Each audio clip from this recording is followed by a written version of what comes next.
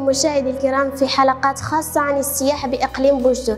معكم فرح متوكل، حيث سأحدثكم في هذه الحلقة الأولى عن منارة بوجدور. يشتهر إقليم بوجدور بمنارته الشاهقة التي تعد معلمته السياحية الرئيسية، وهي توثق جزءا من ذاكرة مكان ارتبطت به منذ منتصف خمسينات القرن الماضي، ولقد شرع المستعمر الإسباني في بنائها سنة 1946، لكن ونظرا لصعوبة وصول مواد بناء آنذاك لم يكتمل بناء البرج إلا سنة 1952، وتم تشغيلها بصفة نهائية سنة 1955، وتكمل القيمة المعمارية للمنارة في كونها تعتبر بناية الأولى التي أسست عليها المدينة، وارتباطها الوثيق بالساكنة في الفترة الاستعمارية وما تبع ذلك من بناء وتشييد منذ استرجاع بوجدور إلى حوزة تراب الوطن.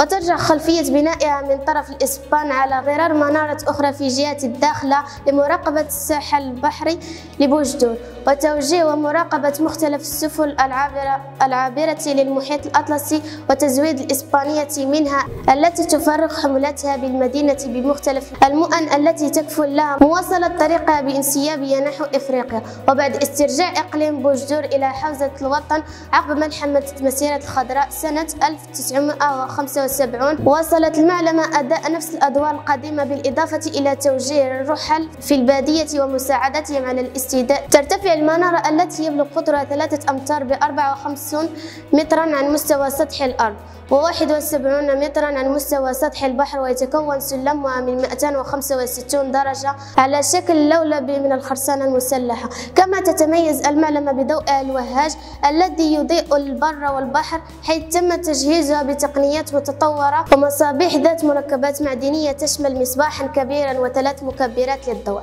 حيث يصل مدى الضوء مصباحها الرئيسي إلى 30 كيلومتر، يصدر 3 ومضات كل 15 ثانية، وهذا الضوء يلف بشكل دائري بالاعتماد على قوة ميكانيكية ومحرك للمصباح الرئيسي تدعى الراحة. كما وضعت ألواح زجاجية شفافة ومدعمة بصفائح حديدية بقمة منارة كي تحافظ على مصدر انبعاث الضوء.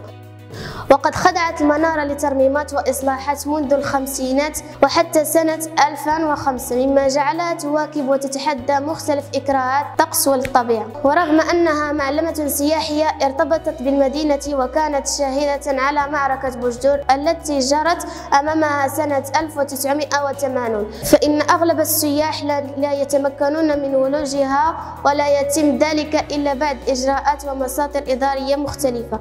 وبهذا نكون قد أنهينا هذه الحلقة التي خصصناها لمنارة بوجدور. كانت معكم المذيعة فرح متوكل، نضرب لكم موعدا في الحلقة القادمة إن شاء الله، والسلام عليكم.